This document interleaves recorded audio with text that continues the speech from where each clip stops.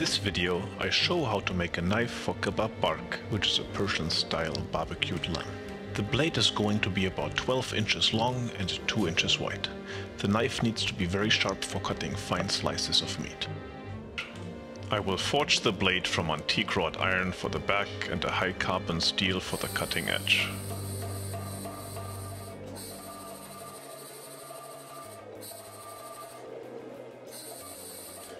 In the first step, both the wrought iron and the high carbon steel are prepared so that they can be forge welded together.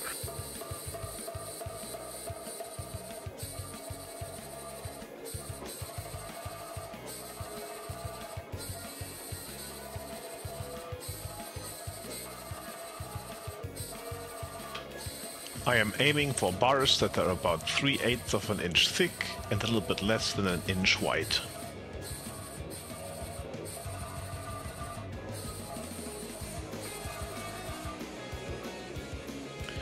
Once the bars have the right dimension, they need to be cleaned up and fitted so that they can be successfully forge welded.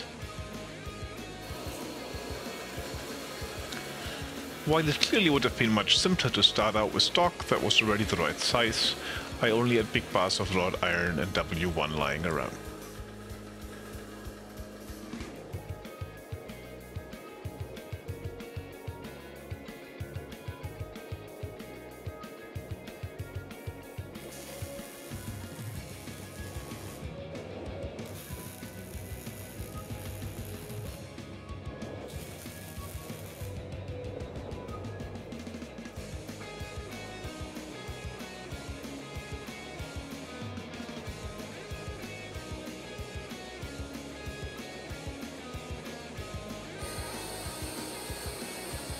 During forge welding, the two bars are joined together in the forged fire until they behave like a single piece of metal.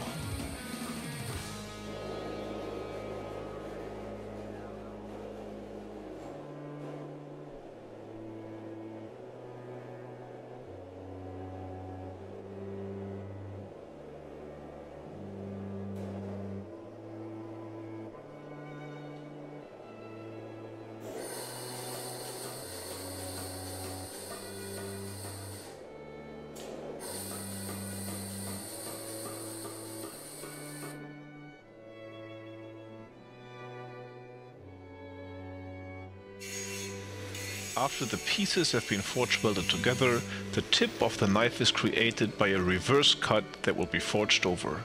This creates an aesthetically pleasing flow of the W1.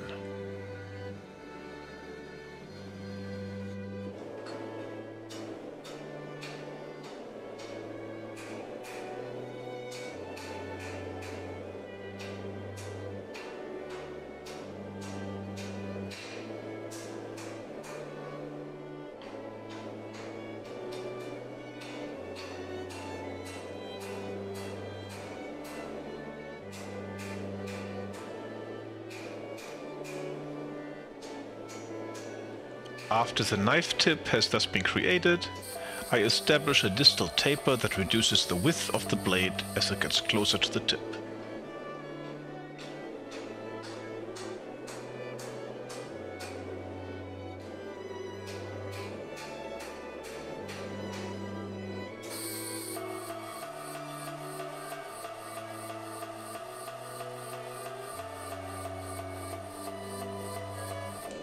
One of the tricky parts in creating this knife is forging in the shoulder that clearly separates the blade from the tang. To do this, I drive a wedge into the steel with a power hammer. It is important to support the blade evenly on the bottom die so that the back of the blade is not being distorted.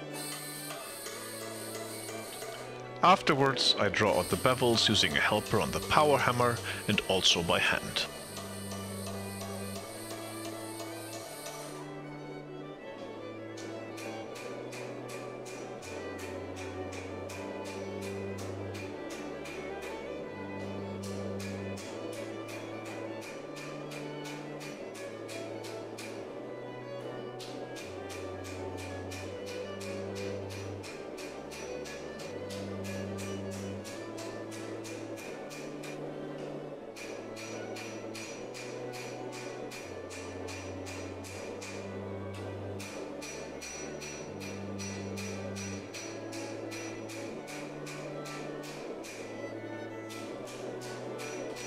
As forging in the bevels causes the knife to bend, it needs to be straightened out occasionally.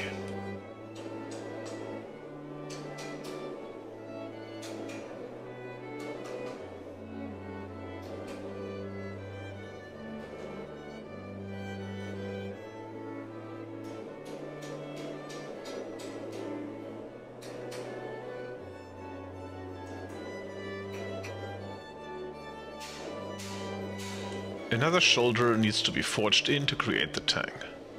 The power hammer makes this quite simple.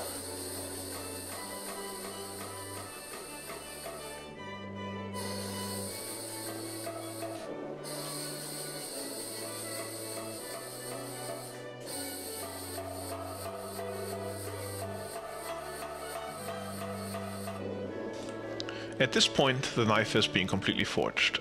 I heat it up to critical and let it cool in the air to normalize the metal.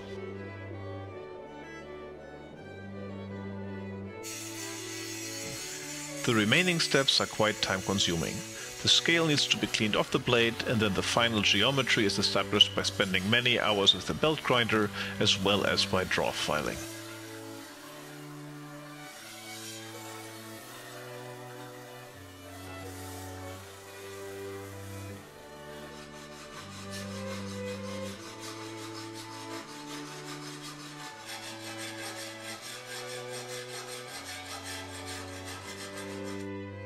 Once the edge has been thinned, the knife is ready for heat treating. The first step is to normalize the knife again by heating it up to critical temperature.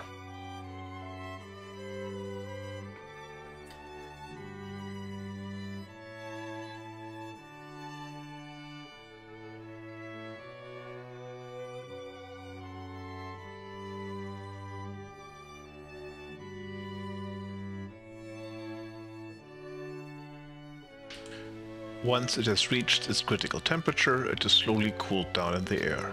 By critical temperature, I mean the temperature at which the blade is non-magnetic and all carbon has been dissolved into the iron.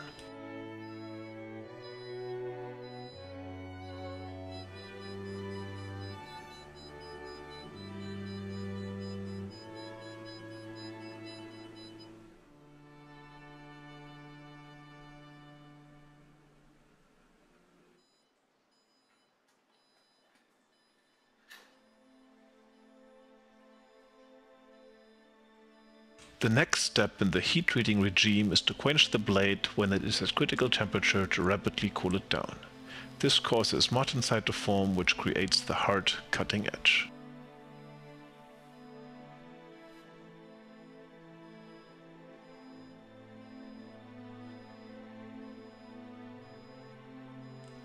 Using a file to test the edge results in it skidding over the surface rather than biting into it. The last step in heat treating is to temper the knife. This reduces the hardness but makes the steel tougher. For this knife I temper at 400 Fahrenheit for an hour.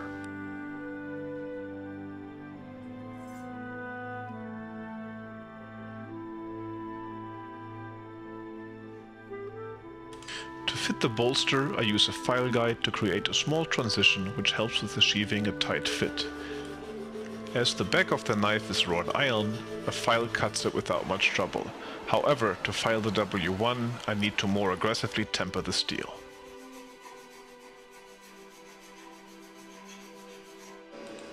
Rather than drilling and filing the slot on the bolster, we use the blacksmithing approach in which a slot is punched and then opened up to the right dimension with the drift.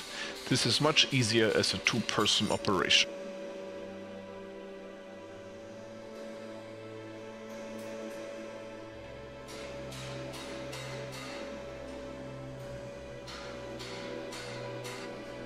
The final fitting is done using the tang of the knife.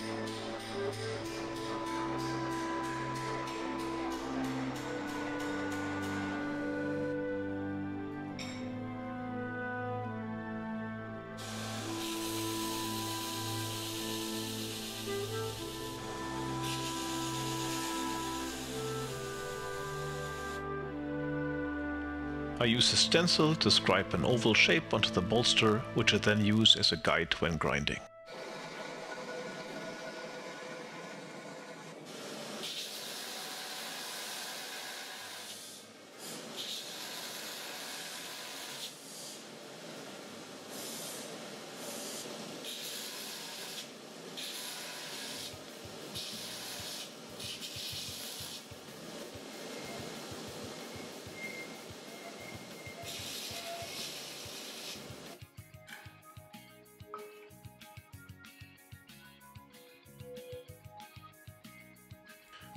For the handle, I use a piece of African walnut on which I trace the outline of the tang using a pencil.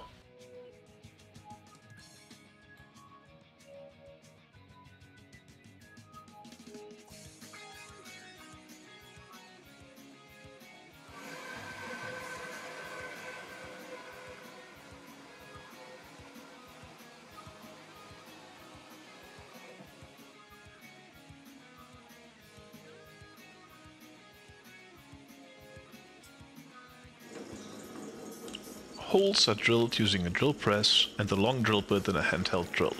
These holes guide the tang as it is being burned into the wood.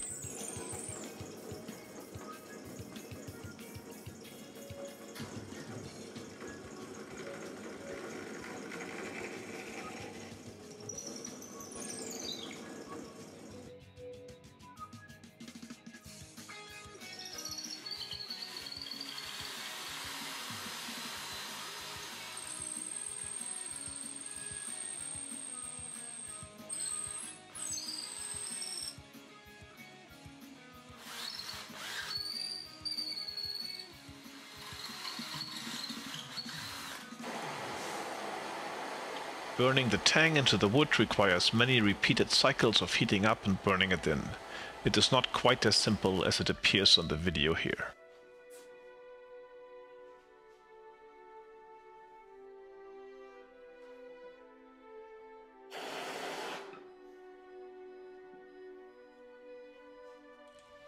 At this point, all the pieces fit together and the handle needs to be slowly shaped.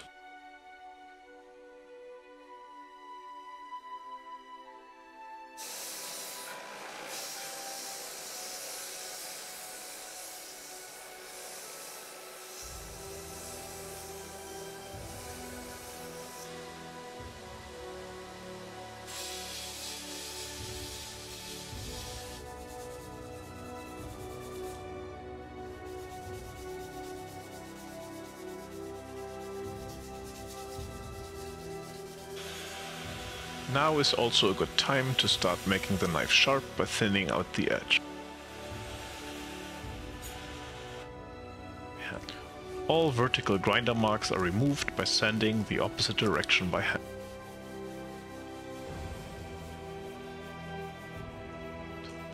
To bring out the structure of the wrought iron, I place the blade for 10 minutes into ferric chloride.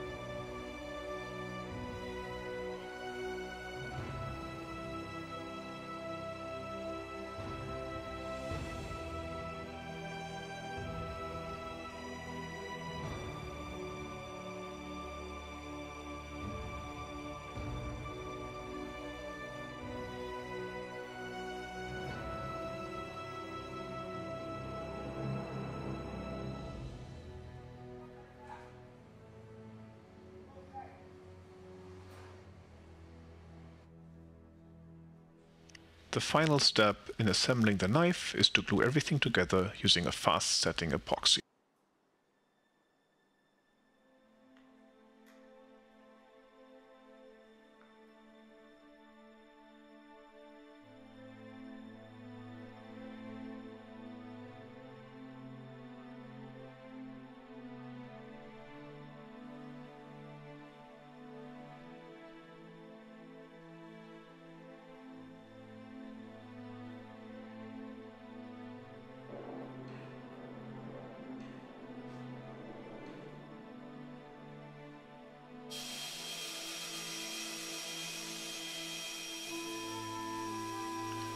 Once the epoxy is fully cured, the transition between the bolster and the handle is cleaned up on the belt sander.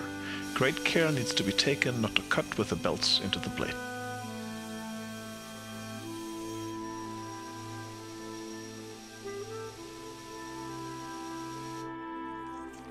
Afterwards, the wood is sanded down by hand to 220 grit in order to remove all marks left by the belt sander.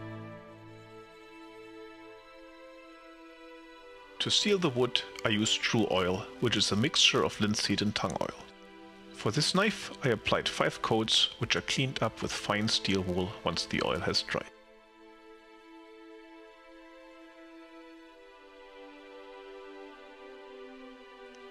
Before the knife is completely finished, it needs to be sharpened. I use oil stones for this, which progress from coarse to medium to fine.